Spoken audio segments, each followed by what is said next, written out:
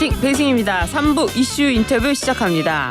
서울시가 그린벨트를 풀어 신혼부부를 위한 집을 짓는 등 저출생 대책 마련에 나섰습니다. 또 2036년 서울에서 하계올림픽을 유치하겠다는 의지를 드러내기도 했는데요. 이와 관련해서 오세훈 서울시장 연결해서 보다 자세한 입장 들어보겠습니다. 나오셨습니까? 네, 안녕하세요. 반갑습니다. 네, 시장님. 서울시가 운영 중인 손목닥터 9988 인기가 폭발적이라고 하는데요. 이름만 들어서는 어떤 사업인지 감이 잘 안 오는데 설명 좀 부탁드립니다. 예, 9988이라는 이름에서 느끼시듯이 네. 이 99수 누리실 때까지 팔팔하게 건강하게 살 수 있도록 정책적으로 지원하겠다는 건데요. 네. 이 손목닥터는 처음에 이제 이 손목시계형 디바이스를 나눠드리는 걸로 시작을 해서 이름이 붙은 거고요. 네. 요즘에는 이제 스마트폰, 휴대폰만 있으면은 그 앱만 깔면 하루에 8,000보 이상 걸으시면은 네. 200포인트, 그러니까 200원 정도의 그 인센티브가 나가게 됩니다. 그래서 이제 이걸 가지고 뭐 편의점에서 뭘 사서 드실 수도 있고 재미삼아 이제 용돈처럼 쓰실 수가 있게 됐는데요. 그러네요. 그 금액이 문제가 아니라 이게 여러 가지 그 인센티브 시스템이 작동이 돼서 네. 정말 즐거운 마음으로 운동하는 습관을 몸에 들이실 수 있도록 그 정책을 펴고 있는 건데 네. 그 실효성이 굉장히 좋아서 요즘에 만나면 인사를 많이 듣고 있습니다. 지금 우리 서울 시민 1,000만 중에 120만 명이 이미 가입을 하셔서 열심히 걷고 계십니다. 걸으면 또 포인트가 쌓이니까 저도 오늘 깔아야 되겠네요. 그럼요. 깔기 쉽습니다. 1분이면 깝니다. 그러군요. 또 이번에 국내 최초로 선보인 대중교통 정기권 기후동행카드 있지 않습니까? 네. 이게 곧 후불제 시스템을 도입한다고 하는데요. 서울시가 최초로 보인 기후동행카드 어떤 형태로 이제 진화가 되는 겁니까? 이제 최근의 변화를 말씀을 드리면 청년 할인에 이어서 네. 이 서울로 갑자기 올라와서 활동하시게 되는 지방에 거주하시는 분들이나 관광객들이 1일권, 3일권, 5일권, 7일권 이렇게 아주 저렴하게 무제한 대중교통 이용할 수 있는 카드가 출시가 돼서 이미 뭐 한 5만 명 정도가 활용하고 계시고요. 예. 계속해서 이제 좋은 그 내용을 보충을 해나가는 중입니다. 아마 제일 불편을 느끼셨던 게 서울 근교에 사시는 분, 출퇴근하시는 분들인데요. 그렇죠. 예, 인천시를 시작으로 해서 김포시, 또 군포, 과천, 고양, 뭐 남양주, 구리까지 지금 확대가 돼서 서울로 출퇴근하시는 분들도 이제 이 무제한 교통카드를 지금 이용하고 계십니다. 하루에 한 50만 명 이상, 55만 명 정도 쓰고 계시고요. 뭐 그 승용차 이용하는 분들이 대중교통을 이용하시도록 바뀌었기 때문에 이 기후 위기에 대응하는 탈탄소, 그러니까 기후 온난화에 크게 기여하고 있습니다. 그렇군요. 외국에 가면은 저희도 뭐 1일권, 5일권 뭐 이런 거 사지 않습니까? 우리나라는 없었는데 이런 게 도입이 됐군요. 요즘에 아주 폭발적입니다. 그렇습니다. 근데 내일이면 또 광복절입니다. 집집마다 태극기를 내거는 광복절인데 서울시가 광화문 광장에 태극기 개양대를 설치하려고 했는데 이게 좀 철회를 하고 다시 의견 수렴을 하기로 했잖아요. 네네. 예, 어떤 아이디어가 나오고 있습니까? 아주 좋은 아이디어들이 많이 들어와서요. 보시면은 다들 이 정도면은 광화문광장에 하나 만들면 정말 의미가 깊겠다. 이런 아이디어들이 지금 꽤 들어오고 있습니다. 그게 꼭 그 태극기를 높이 세우는 게 애국심이냐.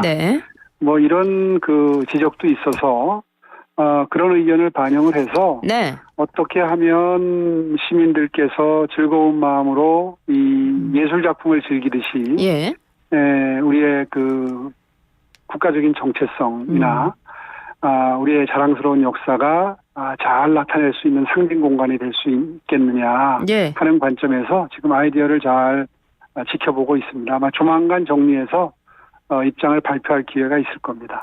그렇군요.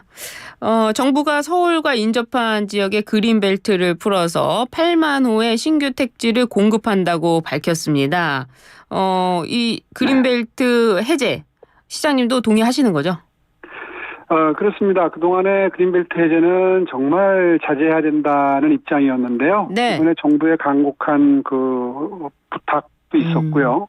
또 제가 보기에도 예. 그 부탁이 꼭 그렇게 무리스러운 요청은 아니었던 것이 이미 서울 근처의 그린벨트에는 훼손된 곳이 꽤 있습니다. 이제 훼손됐다고 하면 뭐 공장을 지었다든가 비닐하우스가 지어져 있다든가 텃밭으로 이용되고 있다든가 이제 이런 곳이 꽤 되거든요. 예. 그러니까 그런 데 위주로 풀기 때문에 이 기후 위기에 적응해서 하기 위해서 녹지 공간을 유지 관리해야 된다는데 그게 그렇게 배치되지는 않는 거고요. 예. 또 한 가지는 어차피 미래 세대를 위해서 녹지 공간을 보존하는 건데 지금 저출생 문제가 매우 심각하기 때문에 네. 만약에 이곳에 젊은 분들 결혼을 할 때 들어가실 수 있는 형태의 저렴한 주택들을 많이 지어서 공급할 수 있다면 그것도 역시 미래 세대를 위한 정책이다 이런 판단을 했고요. 이제 그래서 서울시가 최근에 내놔서 아주 각광받고 있는 그 미리 내 집이라는 정책이 있습니다. 네. 이게 뭐냐 하면 20년 장기주택은 아마 알고 있는 분들이 많이 계실 텐데요. 예. 한번 들어가면 20년 동안 그 전세로 쓸 수 있는 집을 지금 서울 시내 3만 3천 가구를 이미 공급을 했는데요. 예. 이게 전세 보증금이 시중 보증금이 한 절반밖에 안 됩니다. 아, 그렇군요. 그러니까 이게 뭐 어디 뭐 특별히 한 지역에 분포되어 있는 게 아니라 강남, 강북 골고루 분포되어 있거든요. 예. 네, 그런 그 장기 전세 주택이 그동안에 시행한 지 17년 정도 됐는데 네. 출생률이 다른 형태의 주택에 비해서 한 30%가 높습니다. 아, 그렇습니까? 통계적으로 입증이 된 게 그럴 수밖에 없는 게 처음에 들어갈 때는 시중 전세가의 80%에 들어가는데 예. 2년에 한 번씩 갱신을 하면서 계약 갱신을 하면서 그 상한선 올릴 수 있는 상한선이 5%이기 때문에 시중 전세값은 그거보다 더 빠른 속도로 오르거든요. 예. 그러니까 이제 한 10년 지나면 반값밖에 안 되는 거죠. 그래서 아주 그 가계 경제에 도움이 되는데 예. 이렇게 여유가 경제적으로 생기다 보니까 아이를 많이 낳게 되는 거죠. 예. 아, 그래서 네. 둘, 셋 낳은 집들이 많은 걸 보고 아이디어를 착안을 해서 네. 이걸 좀 보편화해서 많이 공급하려고 지금 시도하고 있습니다. 그러니까 새로 만든 그 신혼부부용 장기전세 주택의 이름을 이제 미리 내 집이라고 지었는데요. 미리 내 집이 된다. 네. 이게 어떻게 되는 거냐면 이번에는 일단 결혼하면 10년은 보장을 하고요. 예. 아이를 하나 낳으면 20년 살 수 있습니다. 아, 그렇군요. 그리고 평수도 넓혀드리고요. 예. 그다음에 아이를 둘 낳으면 20년 살고 나서 시중 가격의 10%를 할인해서 살 수 있고요. 그래요. 셋을 낳으면 20% 할인해서 살 수 있습니다. 네. 그러니까 이런 정책을 이미 첫 번에 이 올림픽 파크레온에 해서 지금 수백 대 1에 뭐 100대 1이 넘었던 것 같은데요. 네. 이렇게 해서 인기 좋은 걸 확인을 했는데 중요한 건 물량 확보인데. 그렇죠. 현재로서는 이게 매년 한 4천 가구 정도밖에 확보가 안 돼요. 아무리 마른 수건 쥐어 짜듯이 물량을 확보하려고 해도 예. 서울은 빈 땅이 없으니까. 그런데 이제 이번에 그 정부에서 그린벨트 해제를 요청을 해올 때 저희가 역제안을 했습니다. 만약에 서울시가 새로 시작한 이런 그 신혼부부용 저렴 주택, 아주 인기 좋은 상품들을 좀 많이 만들 수 있도록 이곳에 지을 수 있도록 해준다면 네. 그러면 그린벨트를 해제를 해도 그렇게 크게 무리는 없지 않겠느냐 제안을 했고요. 이런 게 이제 합의가 돼서 이번에 네. 그린벨트를 풀 수 있게 됐습니다. 그렇군요. 이 내용이 굉장히 길고 잘 들었습니다. 그 파리올림픽이 막을 내렸는데 시장님도 다녀오셨다고 하는데요. 소감이 어떠셨어요? 너무 부러웠죠. 예. 지금 파리는 올림픽을 3번째 개최하는 겁니다. 네. 그런데 아주 곳곳에 있는 파리의 명소들, 랜드마크 건축물 앞에 경기장을 설치해서. 그러니까요. 자연스럽게 중계방송하면서 그 파리의 멋진 면모가 전 세계에 중계방송되는 건 이건 정말 억만금을 주고도 살 수 없는 브랜드 가치 세일즈 기회거든요. 네. 그런 관점에서 그 서울의 브랜드를 올리고 서울을 마케팅해야 되는 시장 입장에서는 부러울 수밖에 없죠. 예. 그래서 2036년 서울 올림픽 유치 유치만 하면 100% 흑자 올림픽이다. 이렇게 또 말씀을 하셨는데 유치되는 겁니까? 최대한 노력을 해보겠고요. 예. 그 바흐 위원장하고는 꽤 깊은 대화를 나눴었는데 예. 이분이 지금 더 이상 이제 연임을 하지 않겠다고 그래서 또 처음부터 새로 설득을 해야 되는 뭐 상황이 되긴 했습니다만은 예. 일단 서울이 굉장히 유리한 상황이라는 거는 IOC 위원들에게 공유된 상태입니다. 예. 왜 그러냐면 이게 항상 적자가 문제인데요. 네. 서울은 이미 한 번 대회를 치렀고 2031년까지 지금 잠실 스포츠 마이스 단지 리모델링 작업이 이미 시작이 돼서 예. 그 대회 있기 몇 년 전까지 다 완공이 되거든요. 이제 그렇게 되면 시설물 투자가 더 안 되기 때문에 흑자가 날 수밖에 없죠. 그렇군요. 네, 그 점을 충분히 홍보를 해서 네. 서울이 그 두 번째 개최할 수 있는 시기가 보통 다른 나라들도 50년 만에 재개최를 했거든요. 예. 저희가 한 48년째가 됩니다. 2036년이. 네. 뭐 그런 여러 가지 명분을 들어서 한번 설득을 잘 해보겠습니다. 36년 유치 경쟁 도시는 어디가 될지 들으신 바가 있습니까? 많습니다. 어디입니까? 인도네시아 같은 나라가 다크호스고요. 예. 사실 인도는 한 번도 개최한 적이 없기 때문에 명분도 있고요. 그러네요. 사실 쉬운 경쟁은 아닙니다. 예. 방금 전에 말씀드린 것처럼 저희가 개최하면 역대 우리가 국제대회 개최하면서 참 좋은 인상을 쌓아왔기 때문에 아마 그렇게 또 꼭 어려운 것만은 아니다. 예. 이렇게 판단하고 있습니다. 네. 뉴스파이팅도 응원하겠습니다. 파이팅 하시고요. 감사합니다. 또 이승만 기념관이 서울 용산공원에 들어선다고 하던데요. 네. 오늘 아침에 기사가 다 났죠. 네. 2027년 기념관 완공 개관을 목표로 올 하반기 건축 설계 공모에 들어갈 계획이라고 하는데요. 이거 네. 어떻게 되는 겁니까? 그동안에 이제 유력하게 검토됐던 후보지가 사실 송현 공원이었습니다. 네. 그런데 이제 그곳에 위치하는 것을 아주 뭐 심도 있게 검토를 했었는데, 예. 불교계의 반대가 좀 있었습니다. 그랬군요. 특히 그 바로 옆에 태고종 본산이 있는데, 네.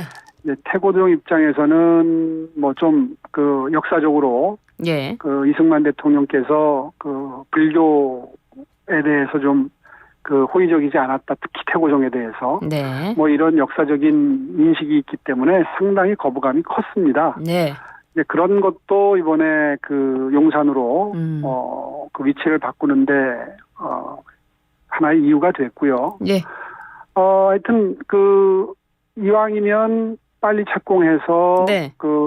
빨리 완공하는 게 좋겠다는 판단을 하신 것 같습니다. 그래서 그 장소에 대해서 용산으로 옮기신 걸로 그렇게 파악하고 있습니다. 그렇군요. 이번에는 좀 국민의힘과 관련해서 좀 여쭤보겠는데요. 시장님을 포함한 국민의힘 소속 광역단체장 12명이 시도지사 협의회를 발족했습니다.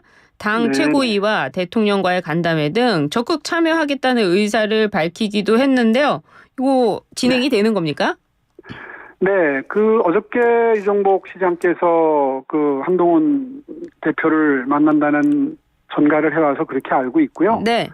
예, 처음에 제가 파리 출장을 가는 날 회의가 열려서 저는 그 회의에 참석을 못해서 당시에 그 자리에서 무슨 논의가 됐는지 깊숙이는 알지 못하지만 취지는 저는 필요하다고 봅니다. 왜냐하면 각 지자체 차원에서 그 당과 협의할 게 많습니다. 예, 그렇죠. 그동안에 그 정기적인 어떤 그 의사소통의 그 제도적인 마련이 없었거든요. 예.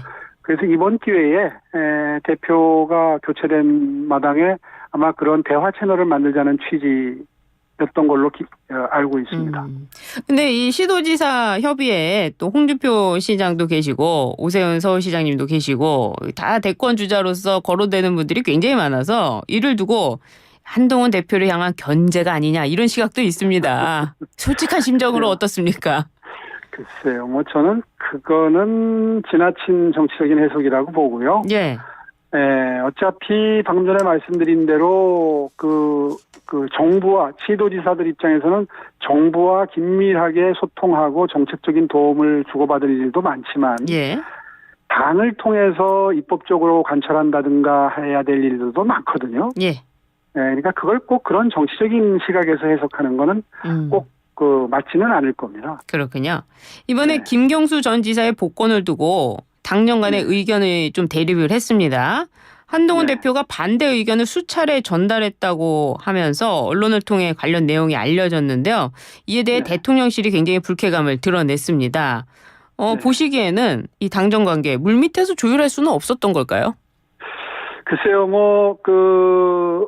반대 의사를 전달했다는 게 어느 정도인지를 제가 아는 바가 없기 때문에 거기에 대해서 언급을 하는 거는 적절치는 않겠습니다만은 어쨌든 당내에 특히 우리 당 핵심 지지층 사이에서는 그분 복권에 대해서 그렇게 달가워하지 않는 분위기가 강한 건 사실이지요. 당이라는 게 존재의 이유가 민심을 전달하고 당원들의 의사를 전달하는 게 해야지 될 역할이라면 당연히 그 반대의 입장을 전달하는 게 필요했을 거라고 보고요. 다만 이 사면 복권권의 행사는 사실 대통령 고유 권한이기 때문에 저는 어떤 깊은 뜻이 있을 수도 있다고 생각합니다. 아마 정치적인 함의도 있다는 게 지금 나오는 해석이다 보니까 그 부분에 대해서는 좀 앞으로 지켜봐야 될 것이다. 그런 입장입니다. 근데 당대표와 대통령과의 관계 꼭 수직적 관계가 아니라 건설적인 수평적 관계다라고 평가할 수도 있을 것 같은데요. 향후 당정 관계 계속해서 이렇게 불협화음이 나오게 된다면 국민들께서도 불안해하지 않을까요? 그렇죠. 사실은 늘 격의 없이 서로 소통하고 의견을 전달하고 필요하면은 정말 급할 때는 전화 통화도 수시로 하고 이럴 수 있는 관계가 사실은 당 대표와 대통령과의 관계가 돼야 되는 거거든요. 이제 그래야 저는 그거를 2인 삼각관계다 이렇게 표현을 해왔습니다. 대표 경선 당시에도 2인 삼각관계가 과연 원활하게 유지될 수 있을 것이냐가 걱정이다라는 그 의견을 한동훈 당시 후보 시절에 경선 말미에 전달한 바도 있는데요. 본인이 잘 할 수 있다 이렇게 말씀하시는 걸 들었습니다. 일단 믿고 지켜봐야죠. 그래요. 한동훈 대표 쭉 지켜보셨는데 비대위원장 100일 그리고 지금까지의 당대표 좀 이르기는 합니다만은 평가를 해주신다면 당정 관계 부분에 대해서는 몇 점을 줄 수 있을까요? 글쎄요. 이제 시작한 지 며칠 안 됐는데 점수를 매긴다는 것 자체가 난센스일 것 같고요. 나름대로 지금 속도 조절 내지는 준비 단계를 거치고 있지 않겠습니까? 그렇게 보면 조용히 지켜봐 드리는 게 바람직한 기간일 것 같습니다. 그래요. 알겠습니다. 시장님께서 다음 대선 출마에 대한 진전된 의지를 밝히셨는데 특히 김구 선생님의 우리나라가 독립을 하면 평생 우리 정부의 문지기로 족하다라는 말씀을 인용하시면서 내 역할이 문지기 역할이 됐건 어떤 역할도 마다하지 않겠다라고 하셨는데 이 뜻을 좀 들어봐야 되겠습니다. 어떻습니까? 하여튼 인터뷰할 때마다 나오는 질문이라 그래서 그동안 사실 임기 반환점도 돌기 전에 자꾸 그런 질문들을 많이 받게 돼서 사실 조금 국민 여러분들께 송구스러웠습니다. 왜 서울시장직 충실하게 수행하라고 뽑아놨더니 자꾸 대선 생각하나 이제 이런 사실 유권자들 입장에서는 그게 마뜩찮은 일이거든요. 그래서 그동안에 집요하게 그런 질문을 여러 차례 받아도 늘 그냥 가능성은 반반이다 정도로 말씀을 드려왔고요. 이제 지난달로 임기 반환점이 지났습니다. 그렇죠. 그래서 이제 타이밍상 이 출마 여부를 본격적으로 고민해야 될 시점이 다가오고 있다 하는 판단에서 질문을 그렇게 하시길래 꼭 50대 50에서 조금 진전된 말씀을 드렸고요. 하여튼 아직 결심이 쓴 것은 아닙니다. 결심이 쓴 건 아직 아니다. 그럼요. 51%인데. 그러면 관련해서 당내에서 결정을 하게 된다면 지금 한동훈 대표 같은 경우에는 이미 경선 과정에서도 대선에 출마하면 출마할 수도 있다 이렇게 이야기를 했는데 한동훈 당대표와 비교해 본다면 오세훈 시장님의 경쟁력 어떤 게 있을까요? 글쎄요. 그걸 제 입으로 말씀드리는 게 참 도리가 아닌데 아마 다들 국민 여러분들이 그런 점은 느끼고 계실 겁니다. 그러니까 윤석열 대통령님도 그렇고 한동훈 대표님도 그렇고 그 평생을 그 주로 수사 분야에서 잔뼈가 굵고 오신 분들이고 예. 아마 모든 그 일머리나 이런 그 일을 잘할 수 있는 요소는 사실은 시행착오를 많이 겪을수록 경험이 많이 쌓일수록 더 이제 유능한 그 일을 할 수 있게 되는데 어느 분야든 네. 그 두 분은 사실은 이제 수사 영역에서 그 성장해 오신 분들이고 저는 지금 뭐 다 아시지만 네 번째 서울시장직을 수행하는 걸 비롯해서 행정, 종합행정, 예. 뭐 서울시의 행정은 사실은 뭐 그 오늘도 대화를 많이 나눴습니다만은 그렇죠. 그 국방 빼고는 다 있지 않습니까? 다 있죠. 그런 예. 종합행정으로 시행착오를 많이 겪어온 경험을 쌓아온 게 아마 차이라면 차이일 거고요. 예. 거기서 차별점이 생길 수 있겠죠. 그래요. 이재명 대선 후보 가능성이 있을까요? 저는 가능성을 그렇게 크지 않다고 보는 쪽입니다. 네. 워낙 여러 건이 아주 중대한 범죄로 재판이 걸려 있는 상태고 이제 10월 달이면 아마 한두 건씩 선고가 되기 시작할 겁니다. 예. 예, 그런 그 사법 리스크 때문에라도 그 더 불안해서 지금 저렇게 사당화, 예. 1인 정당화 현상이 지금 진행되고 있다고 보고요. 예. 이제 그렇게 되면 리스크가 커지는 것이 어떤 결정을 해도 잘된 결정이든 못된 결정이든 예. 이재명 이제 뭐 대표가 거의 확실시 되는데 예. 이재명 대표의 그 정치적인 책임이 되죠. 예. 이제 그런 것까지를 포함해서 아마 앞으로 대선까지는 뭐 3년 가까이 남았기 때문에 네. 확률적으로 높지 않다. 오. 그렇게 보는 편입니다. 그렇군요. 다음 야권 후보는 이재명 대표는 안 될 것 같다 이렇게 말씀하셨는데 더 듣고 싶은데 시간이 없습니다.